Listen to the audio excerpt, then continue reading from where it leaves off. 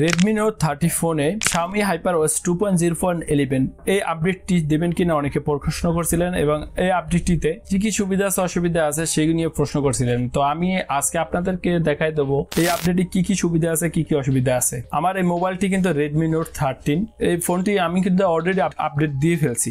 আপডেটের পরে কি কি সুবিধা পেলাম অসুবিধা পেলাম সেটি বলবো এই ভিডিওতে। তো আমার এখন যে আপডেটটিতে এখন যে ভার্সনটি আছে দেখুন কোনটি, Xiaomi HyperOS 2.0.11। তো এই আপডেটটি কিন্তু আমি এখন ইউজ করতেছি এবং বেশ কিছুদিন কিন্তু ইউজও করছি। তো এই আপডেটটির যেগুলো সুবিধা অসুবিধা সেগুলো সরাসরি আমি বলে দিচ্ছি। আপনারা আপডেট যদি না দিতে পারেন অ্যাবাউট ফোনে যাবেন এবং এখানে দেখবেন আগের যে ভার্সনটি ছিল সে ভার্সনটির নিচে আপডেট লেখা আছে, আপডেট উপরে এখানে শুধু ক্লিক করবেন তাহলে ফোনটি আপডেট হয়ে যাবে। তো আমি এখানে মেইন পয়েন্টগুলো নিয়ে কথা বলবো। তো এখানে প্রথমে যে পরিবর্তনটা হয়েছে সেটি হচ্ছে ব্যাটারিতে। আমরা যদি ব্যাটারি অপশনে ক্লিক করি তখন এখানে আমাদের বেশ কিছু অপশন ছিল যে অপশনগুলো এখন নাই এবং অপশনগুলো কিন্তু অনেক কাজের ছিল। যেমন এখানে যে কারেন্ট মোড আছে এখানে যদি আমরা ক্লিক করি এখান থেকে আমরা তিনটি অপশন পাবো, ব্যালেন্স মোড এবং battery safe mode, ultra battery safe mode. তো এখানে আগে পারফরমেন্স মোড নামে একটি অপশন ছিল, সেই অপশনটি এখন চলে গেছে।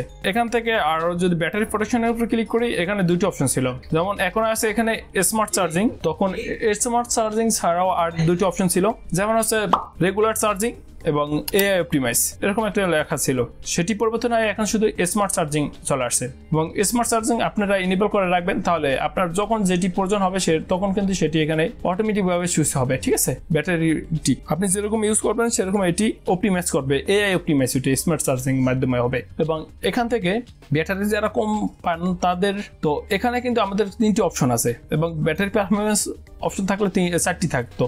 তো এখানে কোনটি কখন ব্যবহার করা উচিত সেটা যদি না জানেন আমার কিন্তু অলরেডি ভিডিও আপলোড করা আছে, আমি উপর আই বাটন এবং স্ক্রিনে দিয়ে দেবো, আপনারা চাইলে সেই ভিডিওটি দেখে আসতে পারেন, তাহলে আপনার মোবাইলটি ব্যবহার করে আরো সুবিধা পাবেন। আপনার ব্যাটারি কম থাকলে সেটি আরো বৃদ্ধি করতে পারবেন। আপনি যদি গেমিং ব্যবহার করেন অথবা আপনি টুকিটাকি ইউটিউবে ভিডিও দেখেন, সোশ্যাল মিডিয়া ইউজ করেন, সেই ক্ষেত্রে কোনটি আপনার ব্যবহার করা উচিত সেটি আপনি বুঝতে পারবেন। এখানে আর যে পরিবর্তন হয়েছে সেটি হচ্ছে পারফরমেন্সটি আগের থেকে ভালো হয়েছে, কারণ এখানে কিন্তু সিকিউরিটি আপডেটটি হয়েছে। যেমন অ্যাবাউট ফোনে যদি আমরা যাই এখান থেকে আমাদের যে ভার্চুয়াল র্যামগুলো দেখতে পারবো, এখানে তো ওএস ভার্সনটি পরিবর্তন হয়েছে 2.0.11 আসছে এবং এখানে কিন্তু অ্যান্ড্রয়েড ভার্সন 15 আসছে। যে অ্যান্ড্রয়েড ভার্সন 15 আমাদের এখন যে Redmi Note 13 14টি আছে সেটিতে চলতেছে। অ্যান্ড্রয়েড সিকিউরিটি আপডেটটি আমরা যদি দেখতে পাই তারা কিন্তু 5 মাসের অ্যান্ড্রয়েড সিকিউরিটি আপডেটটি চলে আসছে। এখান থেকে ডিটেলস অ্যান্ড ইনফোতে যদি আমরা চলে যাই এখান থেকে কিন্তু আমাদের ভার্চুয়াল র্যাম এখন 4GB অ্যাড করা আছে। আপনি যদি চান আরও ভার্চুয়াল র্যাম এখান থেকে অ্যাড করতে পারবেন। এখানে কি কি পরিবর্তন আছে সেটা দেখতে পাচ্ছেন, অ্যান্ড্রয়েড ভার্সন, ওএস ভার্সন এবং ভার্চুয়াল র্যাম আমরা যদি অ্যাড করতে চাই কীভাবে অ্যাড করবেন সেটিও দেখা দিচ্ছি একটু পরে। যদি আপনি চান যে আপনার র্যামটা আরও বেশি প্রয়োজন, আপনি যদি বেশি গেমিং ইউজ করেন বা অথবা আপনার যদি চান যে আপনার 8GB র্যাম আছে আরও 8GB বৃদ্ধি করবেন সেটি পারবেন, 6GB র্যাম আছে আরও 6GB বৃদ্ধি করবেন সেটিও পারবেন, 4GB র্যাম আছে 4GB বৃদ্ধি করবেন সেটিও পারবেন। তো কীভাবে করবেন সেটিও দেখাই দেবো। তো এখানে আর তেমন কোনো পরিবর্তন হয় না। এবং এখান থেকে যদি আমরা সাউন্ডের কথা বলতে যাই, এই সাউন্ডটি আগের মতন আছে, সাউন্ডে তেমন কোনো পরিবর্তন হয় না। আমি এখান থেকে আপনাদের একটি সাউন্ড শোনাই দিই, যেমন আমরা ইউটিউবে চলে যাই, চার্জার নয় এমন চার্জার দিয়ে ফোনটি চার্জ দেন, সেক্ষেত্রে আপনার ফোনে কি কি ক্ষতি হতে পারে সে নিয়ে অলরেডি ভিডিও আপলোড করা হয়েছে। উপরে যে সাউন্ড স্পিকারটি আছে এইটা একটু কম শোনা যায় এবং নিচে যে স্পিকারটা আছে সেটিতে একটু ভালো শোনা যায়, তবে কথা বলতে গেলে এখানে কোনো সমস্যা হয় না। তো এখান থেকে যদি আমরা কন্ট্রোল প্যানেলে যেটি পরিবর্তন আছে সেটা হচ্ছে আপনার এখানে যে ব্রাইটনেস আছে, ব্রাইটনেস এবং ভলিউম বাটনগুলো এখানে যদি আমরা লং প্রেস করে ধরে রাখি তাহলে এখান থেকে আরও 3টি অপশন আছে, যেমন অটো ব্রাইটনেস, ড্রাগ মোড এবং রিডিং মোড। তা আমরা কিন্তু এটি এখন এই একটি ভিতরে পেয়ে যাচ্ছে, এই ব্রাইটনেসের ভিতরে পেয়ে যাচ্ছি এবং আমরা যদি ভলিউম বাটনের উপরে ক্লিক করি তাহলে এখান থেকে আমরা আরও 3টি অপশন পেয়ে যাচ্ছি। আমাদের কিন্তু এক্ষেত্রে এই যে ভলিউম আপ ডাউন বাটনগুলো ক্লিক করতে হচ্ছে না এবং মোবাইলটি যদি অফ করতে চাই তাহলে আমাদের কিন্তু এখানে 5 সেকেন্ড চাপ দিয়ে ধরে রাখতে হবে এবং তারপরে কিন্তু আমরা মোবাইলটি অফ করতে পারবো। এবং মোবাইলটি অফ করার জন্য আগের মতন অপশন আছে, কোনো পরিবর্তন হয় নাই। মোবাইলে যে চাপ দিয়ে ধরে রাখলে যে 5 সেকেন্ড এখানে অপেক্ষা করা লাগে পাওয়ার অফ করতে গেলে, এই সমস্যাটি কিন্তু সমাধান করা যায়। সে নিয়ে কিন্তু অলরেডি ভিডিও আপলোড করা আছে, শর্ট ভিডিও দেওয়া আছে এবং ফুল ভিডিও দেওয়া আছে এবং এখানে তেমন কোনো পরিবর্তন হয় না। এবং ক্যামেরার কথা বলতে গেলে ক্যামেরাটি আগের থেকে ভালো হয়েছে, উন্নত হয়েছে। আগে কিন্তু অনেক সমস্যা দিত ক্যামেরাতে, সেই সমস্যাটি এখন নাই। এখানে আমার পিছনে কোনো সিনারি নাই, সেগুলো দেখাতে পাচ্ছি না, তবে সামনের ফ্রন্ট ক্যামেরাটা আমি আপনাদেরকে দেখাই দিচ্ছি। এখন আপনারা দেখতে পাচ্ছেন ফোন ক্যামেরাটি কিন্তু আগে থেকে খুব ভালো হয়েছে। আপনার চাইলে আপডেটটি দিতে পারেন। আমি এখন বসে ভিডিও তৈরি করতেছি, সেই কারণে কোনো সাজুগুজু করা নাই। যাই হোক, আপনার ক্যামেরার কথা বলতে গেলে ক্যামেরা আগের থেকে ভালো হয়েছে, আপনার চাইলে আপডেটটি দিতে পারেন। আপডেটে এমন কোনো পরিবর্তন হয় না এবং ক্যামেরায় কিন্তু নতুন কোনো ফাংশনও আসে নাই। আগে যে ফাংশনগুলো ছিল সেই ফাংশনগুলোই আছে। এখান থেকে আপনারা চাইলে কিন্তু এআই ব্যবহার করতে পারেন, যেমন ব্যাক ক্যামেরা দিই এবং এখানে যদি ক্লিক করি তাহলে এই এআই ক্যামেরা কিন্তু এখান থেকে ব্যবহার করতে পারি। এআই ক্যামেরা এগুলো নিয়ে কিন্তু ভিডিও আপলোড করা আছে। এআই ক্যামেরা যদি আপনি সিলেক্ট করা থাকে তাহলে কিন্তু ফটোর কোয়ালিটি অনেক ভালো হবে। তো অবশেষে বলি আপনি আপডেটটি দেবেন কিনা।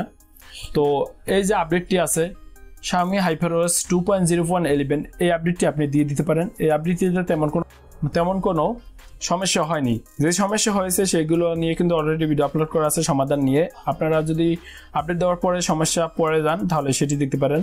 তবে আপডেট আসার সাথে সাথে আপডেট দেবেন। আপনার যখনই আপডেট আসুক না কেন, যে কোনো ভার্সন আসুক না কেন, আপডেট আসার 7 থেকে 14 দিন পর, আপনারা 1 সপ্তাহ থেকে 2 সপ্তাহ পরে আপনি আপডেটটি দিলে আপনার মোবাইলে তেমন কোনো ইফেক্ট পড়বে না। এই আপডেটের তেমন কোনো সমস্যা হবে না। যেমন ব্যাটারি ড্রেনিং আছে, চার্জিং সমস্যা আছে, এগুলো হয় না এবং গ্রিন লেন পড়ার সম্ভাবনা থাকে, এগুলো কিন্তু হয় না। সুতরাং আপনারা 1 থেকে 2 সপ্তাহ অপেক্ষা করবেন, তারপর আপনার আপডেট দেবেন। দিলেও আপনার কি কোনো বিষয়ে ভিডিও প্রয়োজন আছে কিনা অবশ্যই কমেন্টে জানাতে পারেন।